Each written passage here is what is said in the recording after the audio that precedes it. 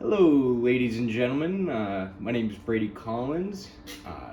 Get yourself a nice refreshment. Get yourself a nice little water, a nice little ice water, maybe some creatine, a little hydration beverage, maybe some Prime if you're into that. My name's Brady Collins. I'm just an avid UFC fan, avid UFC game player. I love the game, love the sport. Very excited for UFC 5 to come out very soon. I believe it's October 27th it will drop. Alexander Volkanovski is one of the covers, which is pretty cool. I think he is top 3 favorite fighters for me right now. I just wanted to kind of get into a little bit about what's going on with the UFC currently. The next big UFC card is UFC 294. We've had a lot of great cards this year. My favorite card for sure was 292, where Sugar Sean O'Malley gained reign of the championship belt of the bantamweight division, 135 pounds if you didn't know. He defeated Aljamain Sterling in a beautiful step back, right hand over the middle. Defeated him in 2 rounds with some rough injuries that he had going into the fight. Couldn't grapple for about 6 weeks. But that's in the past. I want to talk about the future right now. And in order to do that, I kind of want to explain who these guys are, where they came from, just to let you know exactly what's going on with this story. So the UFC is owned by Dana White. He's actually a Boston native. He bought the UFC years ago, has built it up, and has expanded, built connections to make the UFC better and better. And I believe right now it is the most popular it has ever been, and I think that's just going to keep growing. So the 2 main fights that we're talking about today are that just got announced are Khamzat Chimaev versus Kamaru Usman. So this is Khamzat Chimaev on the left, and then Usman is right here on the left as well. So just a little bit about each of these guys. So let's start with Kamaru Usman right here. Kamaru Usman won this show that the UFC puts on. It's called the Contender Series. What they do is they have 2 coaches each year that are already in the UFC. They pick their teams. So for the course of 16 weeks or so usually, these 2 teams train together, work together, and each week there's a fight where the loser of that fight goes home, they're done. And the winner of all of these fights gets a UFC contract. So the most recent one, probably the most popular one, is the Conor McGregor-Michael Chandler one.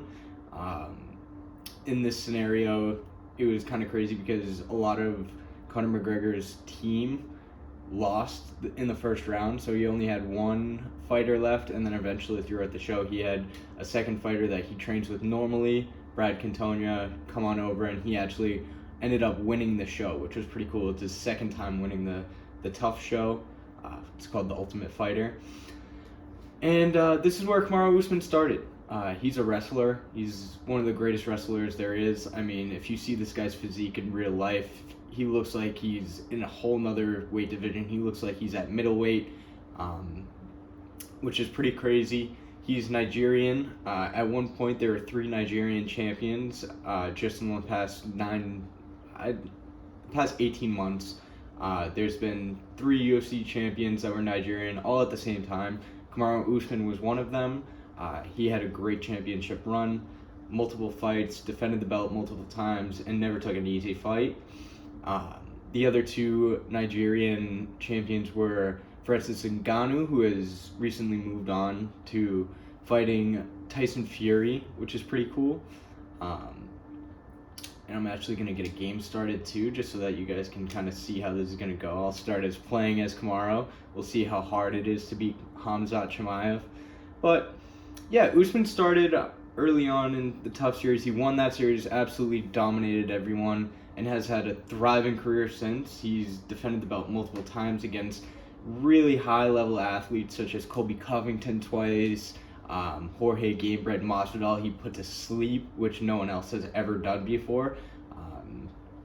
He has dominated pretty much every single one of his opponents, and in his second lap around the division, after he beat everyone the first time, he fought this guy named Leon Edwards, who is a really cool cool little striking style. He's got some wrestling, but he hasn't really, up to this point, done anything that was too crazy for the UFC. Him and actually Gamebred Masvidal got into a backstage scrap. That was probably his most notable moment before this, which you don't want as a UFC fighter. You want to have a pretty good name for being a good fighter, showing up on time, never missing weight, taking the hard fights, and ultimately getting that belt. That belt will really tell you everything you need to know about someone in the UFC. So Leon's been chasing the belt. He finally gets his shot against Kamaru Usman.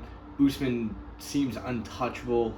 Doesn't seem like anyone could beat him. Colby Covington was probably his hardest fight, and he broke Colby Covington's jaw in their first fight and then just destroyed him in the second fight as well. Complete dominant performance. No finishes. They both went to the cards. One was split and one was unanimous decision though. As you can see here, he was a 3-time NCAA All-American wrestler.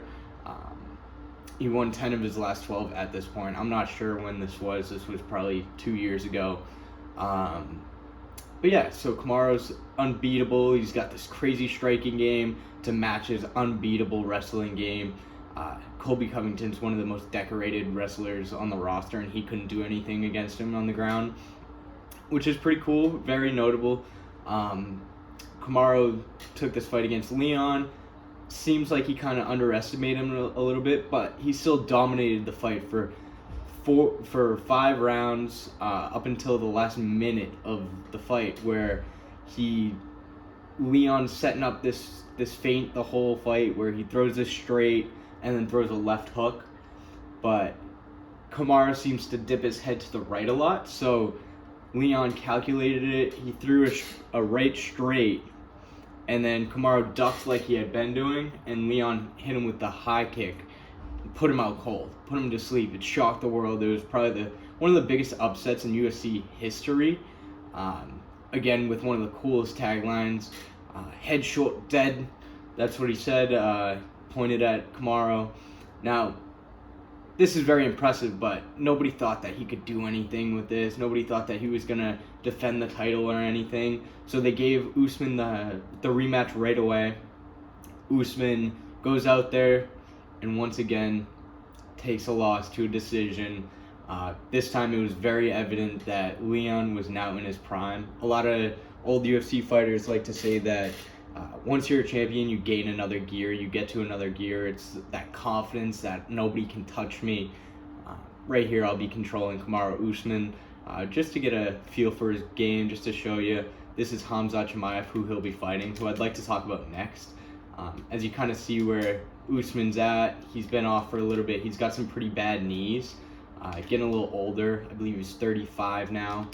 But I kind of wanted to talk about where Khamzat is. How did he get here? I mean, this is Usman's first fight since the second Leon Edwards. As you can see, he just took me down like that, like crazy. So you can see that Khamzat's a crazy wrestler. He's from Dagestan. Chechnya, forgive me. He's from Chechnya, but he trains with the Dagestanis. He has won a gold medal in wrestling. For Sweden, actually, is when he went over and wrestled for them. He won a gold medal. He's, as you can see, pretty scary. He's got that cut across his lip. I don't know what that's from. I think it was from, he said he fell down a cement set of stairs when he was growing up in Chechnya, and he was too poor to fix it. So, as you can see, he's just picking up Usman, slamming him. I'm actually pretty decent at UFC. I don't lose to the CPU all that often. I think it set my record at the beginning. It's like 150 and something. But not many losses, but this Chechnyan is pretty hard to beat. He's 6'3".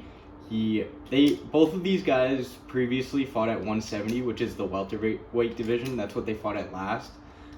Khamzat started, took the world by storm. Khabib Nurmagomedov kind of set this motion where all of these Dagestani, Russian wrestlers, or Chechnyan in Khamzat's case, work so hard and they just dominate in MMA using these wrestling tactics as their main focus. Khamzat Chimaev is the scariest fighter I've ever seen step into the cage in his first few fights. In his first 3 fights, he took 4 strikes. I think 4. Oh, I got him hurt now. You see that going to the body, and he takes me down. It's impossible to stop. I can't sprawl on that. Oh, now he's got half guard on me. But yeah, so Hamzat really, he's going in here for a head and arm triangle choke. It's kind of crazy that he's going for a submission, but this is what he does. This is what he does in real life. In his first 4 fights, he only absorbed 4 strikes, which is almost unheard of. He went out there, took the guy down, choked him out instantly with a nice little head and arm. What he was just going for me on that in his first fight. Then he didn't take any strikes, so he said to Dana, he said, next week I want to fight on the next card, which I don't think anyone else has ever done that before. Oh, he's got to check those leg kicks. Look at that. I got the sprawl this time, but there's only 4 seconds left. Yeah.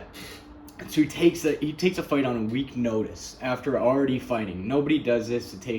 Usually guys have like a 12-week training camp where they're strictly dieting, trying to make that weight, trying to get in the perfect condition. This isn't really where people are looking for new skills. This is where people are sharpening their craft. So he's wrestling on camp. He feels good after his first W in the UFC, and he goes, you know what, Dana, I want another fight next week. I want to show you what I'm made of. I'm not afraid to fight. I'm not afraid of these guys. These guys are nothing to me. So what does he do? He goes out there and he finishes the guy in the first round again. 2 weeks in a row, back-to-back weeks, and he finishes these guys. He just picks them up, slams them, takes them down, gets in a nice little choke, smashes in some ground and pound, and really makes these men rethink why they joined the UFC in the first place. He's huge, 170 pounds, this guy, and he's 6'3". He looks like an animal.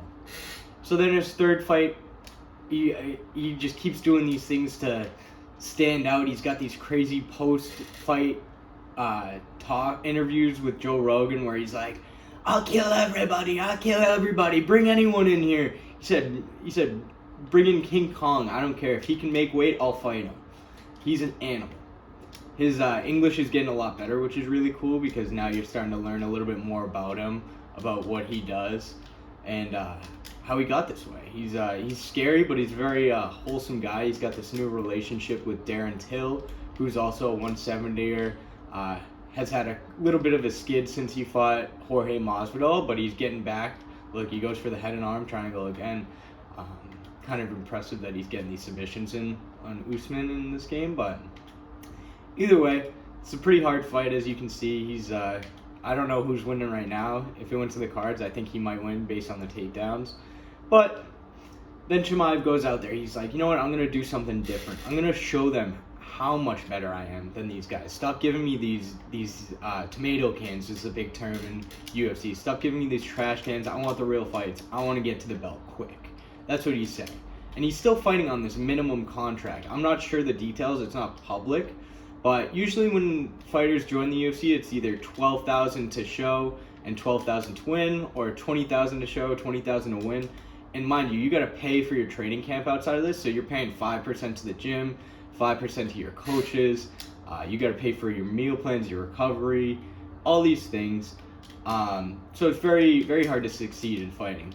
So he goes in there against Chan Sung Jung, who's a very, very decorated UFC fighter. They were like, you know what, we'll give you someone good. He goes in there, and what does he do? He sprints at him. He sprints at Chan. He picks him up. He walks him across the other side of the cage where Dana White is sitting, the owner of the UFC. And he starts talking to Dana as he has him in the air. And he's saying, I'm going to kill this guy. I need better fighters. I need the championship belt. I deserve this. He slams the guy and puts him into a Darce choke, which is one of the most difficult chokes you can have. It's very hard to get into the Darce situation, but he sneaks in a Darce choke and he puts this man to sleep.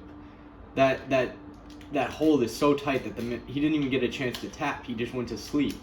And mind you, I also want to talk about how strong his striking is. I mean, if you look at him right now, as he's fighting, maybe he'll throw a punch at me.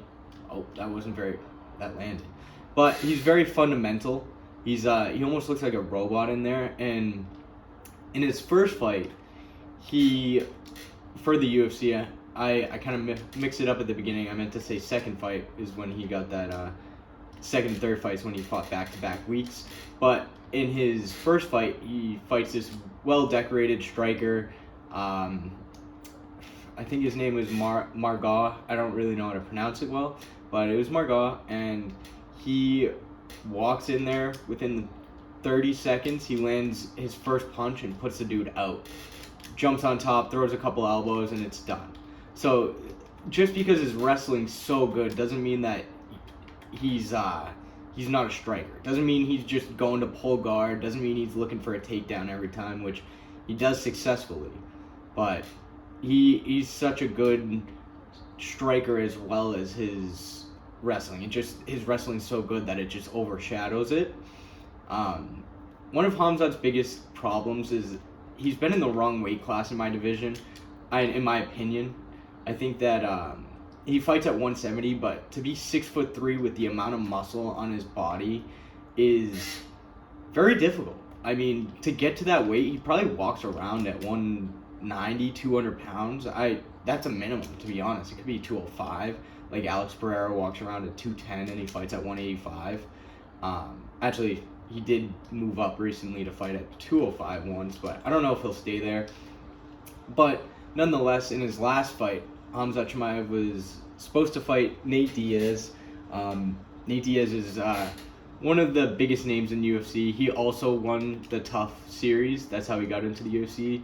His older brother is Nick Diaz, who just before him was huge. Oh, got a little head kick there. Maybe go to the body. What do you think? Oh, he's coming back. He's so hard to beat.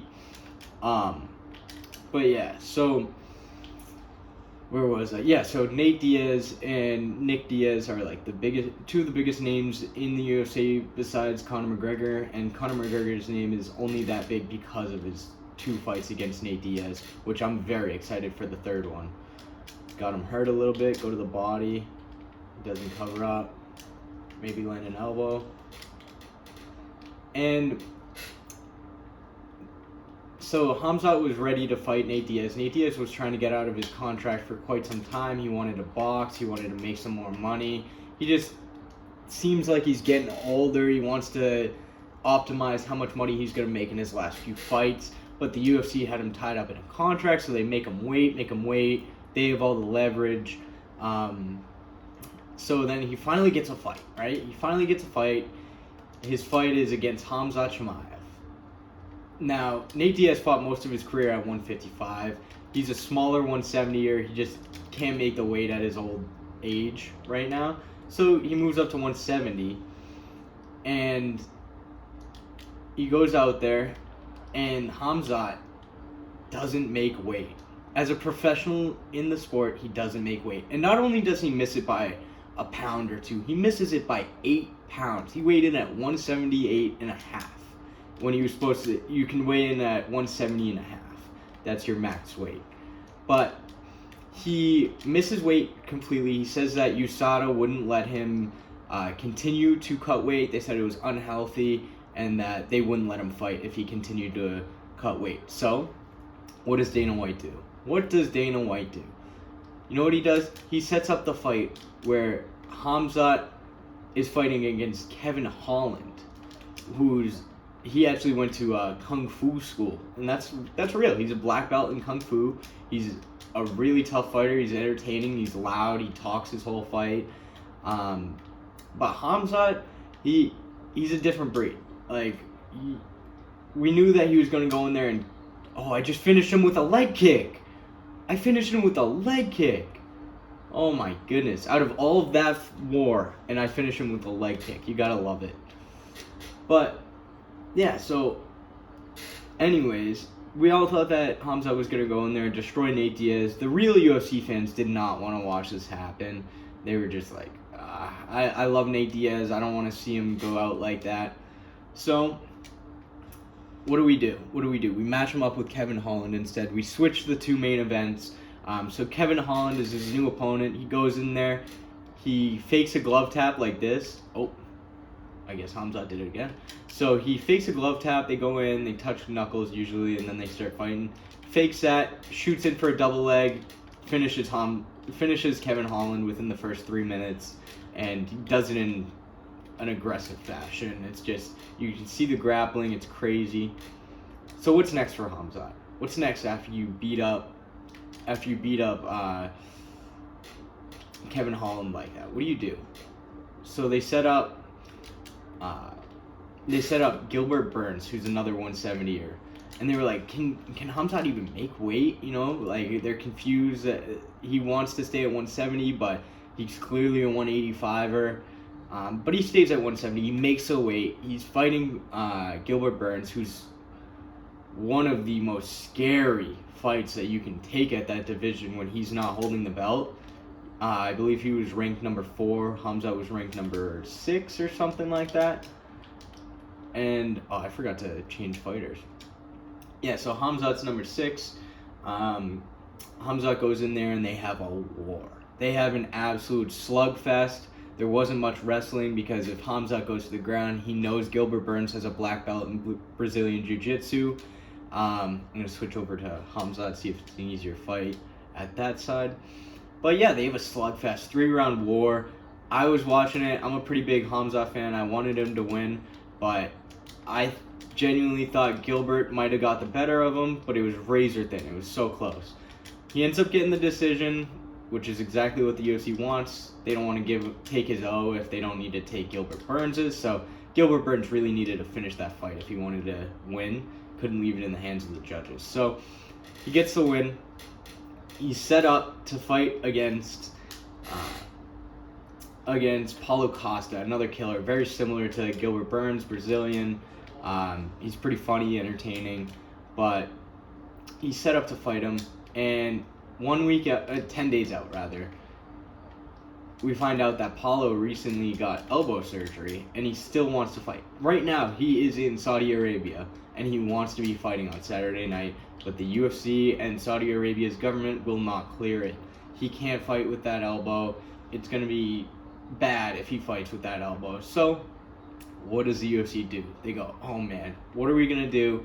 Our co-main event just got tied down. We need Hamzat to fight. We want to keep building his resume.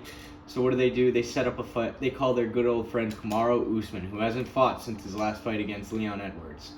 And Usman's knees are bad. He's getting old, but he's the matchup for Hamzat. It's going to be an interesting fight. I like this fight a lot more than I like the Costa fight. Hamzat versus Usman could go either way, in my opinion. It depends what Usman shows up. Is it the Usman from the last 2 fights? And by the way, they're also fighting at 185, so that's a big factor. When they were both fighting at 170, cutting weight. When you cut weight, you lose a lot of fluids. They dehydrate you. They do it the healthiest way they can, but it's still not healthy to be cutting 20 pounds, 18 pounds fight week.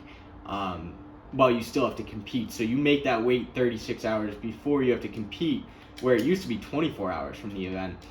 And then you can refuel. And when you refuel, you really have to do it the right way. You can't eat right away. You got to drink a lot of water. You got to get a lot of electrolytes in you. So this is a huge factor in fighting. People debate whether there should be more weight classes so that this eliminates a lot of the weight cutting, but nonetheless, as part of the sport, it's people cut a lot of weight to get an advantage so that when they're walking into the ring, fighting at 185, they're actually weighing like 200 pounds. That's what Pereira walks around at, which is pretty crazy. That's a pretty big advantage to someone that's naturally close to 185 to someone that's closer to light heavyweight at 205. So they're both fighting at 185. They should be a little bit more full, a little bit more energy, not cutting weight, a little bit harder to knock out. It is a 3-round fight, I believe. They haven't come out with any changes, so I'm assuming it's still a 3-round fight, 3 5-minute rounds. I like Usman a lot, but I hate to say it. Well, I don't hate to say it. I love Hamzat too, but I think Hamzat's taking this one as he just dropped him there. He's just too fast, too powerful. I haven't even gone for a takedown. Like, watch. I'll try and get a little take. Oh, he's trying to get me a takedown. Pick him up. Oh, he stuffs it. Yeah, so this could be a good fight. You know, I think that Hamzat's taking it, though, but I do believe it will be a war.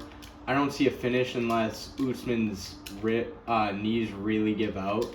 Catch a knee up the middle right there. I mean, right now, I don't know if this is a factor or not, but when I'm playing UFC, it's a lot easier of a fight. As you can see, I barely beat Hamzat the first fight with a leg kick in, I believe, the 5th round. Did we get to the 5th round, or was it the 4th? I think it was the 5th round. Kamar's on top here. I might go for a submission, see if I can get it. Let's see if I can get a nice little arm bar. He's defending it pretty well.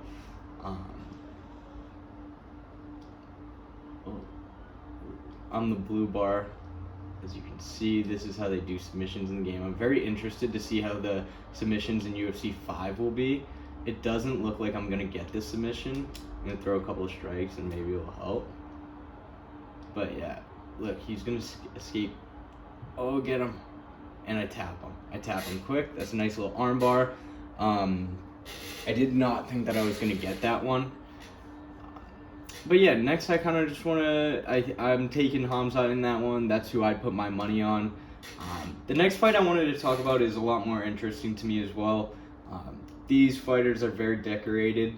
I want to talk about Khabib first. Khabib Nurmagomedov is considered the greatest fighter of all time next to Jon Jones. Only difference is Jon Jones got disqualified for a fight. And Khabib just 29-0, perfect record, never lost a second of a fight, it seemed.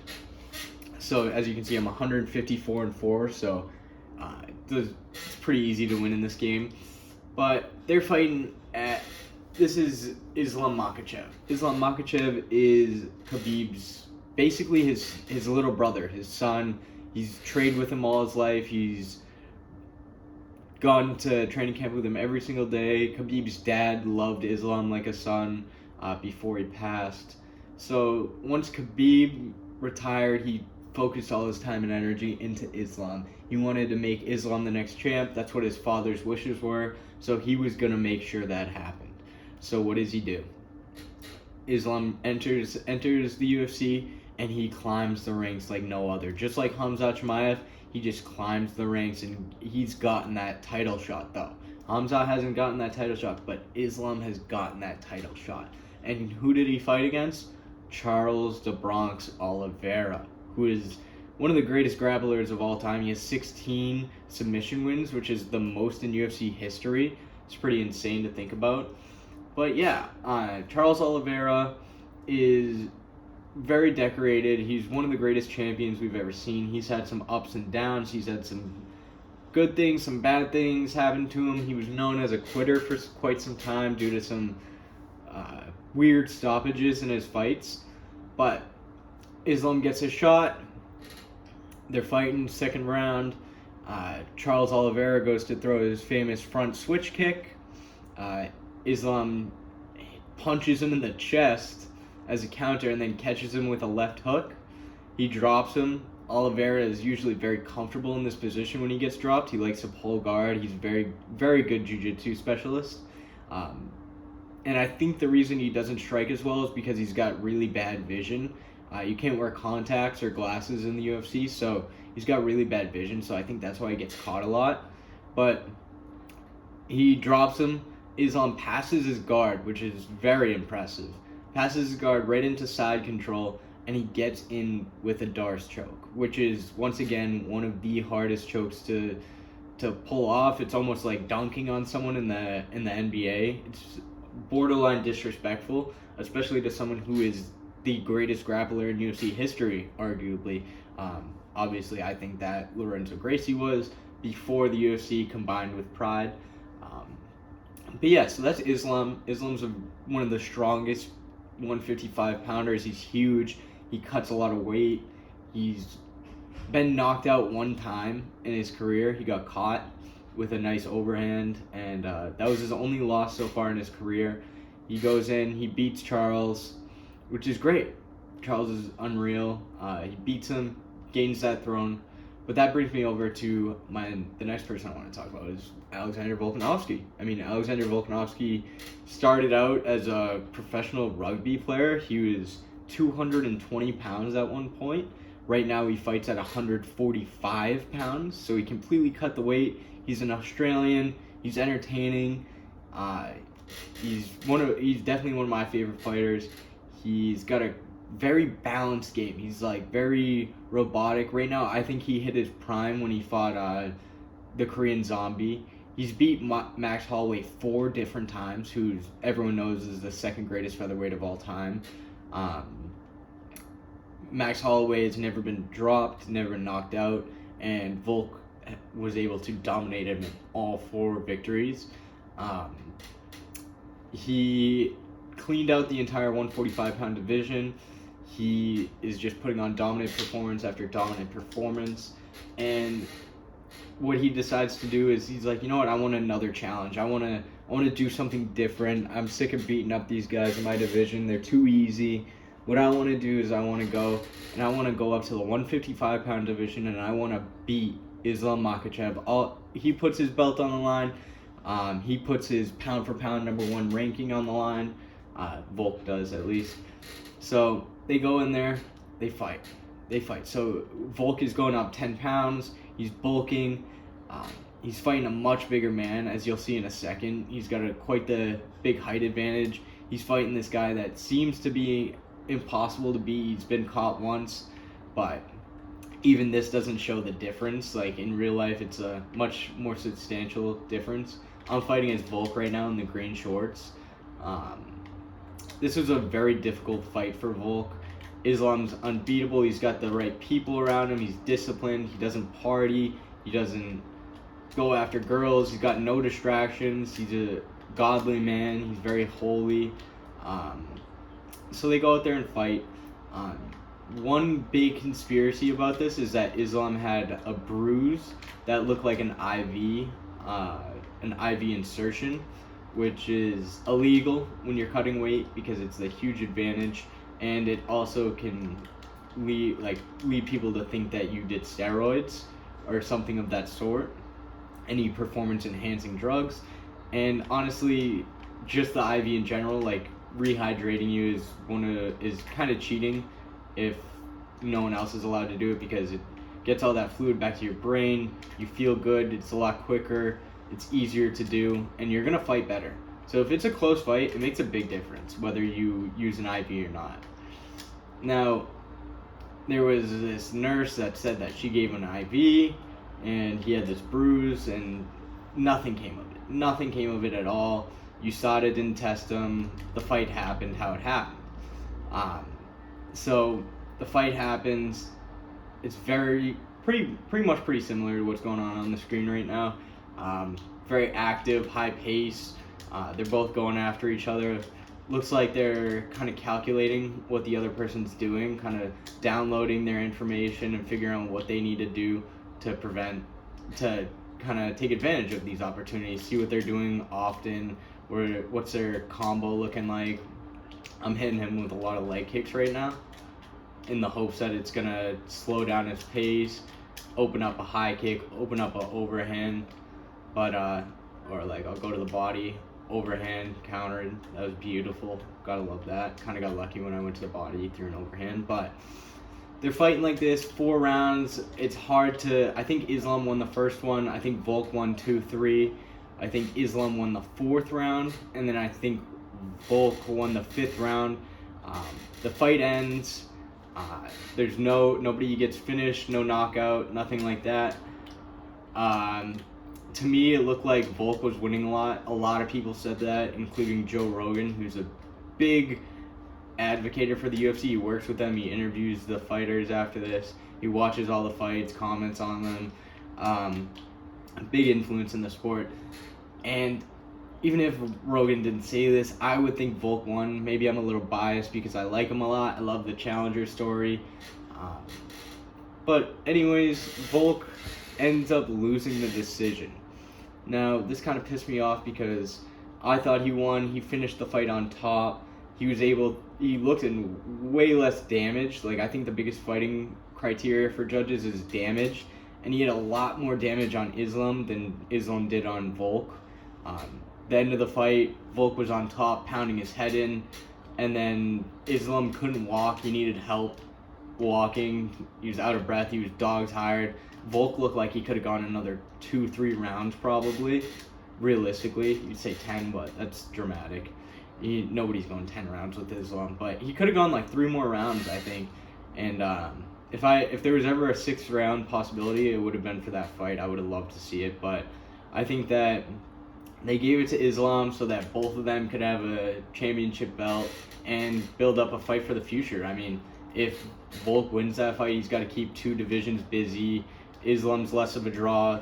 They're ultimately losing a lot more money. Just pieced him up with that 3-piece soda and biscuits. You like that? Oh, and he takes me down. But anyways, fight goes over. So they make their separate ways. Volk still has the 145-pound belt, so he goes on to defend it. He fights this guy Yair Rodriguez, who's a dangerous grappler. He's very exciting. Throws a lot of spinning stuff, a lot of spinning head kicks, a lot of spinning back fists. Not very orthodox at all, I would say. And what does he do? He goes down to him. He beats him up bad. I mean, I'm talking like, I don't even think Volk got touched. I don't think he got a strike on him. He just picked him up. He picked him apart on the feet, and then once he did that, he got him hurt. He backed him into a corner, hit him with a couple body shots, picked him up, slammed him, and then passed his guard so that he could drop a couple elbows, a little bit of ground and pound, finish him quick. What's Islam been doing in the meantime? Nothing. He's been training. He didn't fight. His first fight back was going to be against Charles Oliveira. Man, these guys really got to block their leg kicks, you know? But his first fight back is against Charles Oliveira. Oliveira's looking mean. I mean, there's a video of this guy literally picking someone up in training camp and pressing him over his head, and throwing him out of the cage. Oh, just put him to sleep. Good night, Islam. Yeah, so Charles in training camp, 10 days away from the fight, catches a headbutt on accident. He splits his eyebrow completely open, gets it stitched up, cannot fight. He has to pull out due to the elevation. If he flew to Saudi Arabia with that inflammation, it would have blown up and he would not have been able to fight. First time someone touched it, it would have split open. So what does the UFC do? This is the same card, the UFC 294 card for Hamzat Chimaev and Usman. So what do? They call their trusty buddy Volk, who just had arm surgery a month back, recovering from his previous fight. And what does Volk do? The badass that he is, he takes the call, he takes the fight on 10 days notice, and he is showing up to Saudi Arabia next Saturday. He's going to be fighting Islam Makhachev for the belt again. This is a very risky thing for him to do. Very impressive. If he wins, he will be considered the greatest fighter of all time with John Jones. Thank you guys so much for letting me explain all this to you. I'm taking Volkanovski and Chimaev in these 2 fights. I'm excited. If I had to bet the house, I would bet the house on them. And I think it's going to be a good time. I would love to tune in next week, tell you about the results or talk more about the fights, and then get the results in for you. Thank you so much, and I hope you have a great day.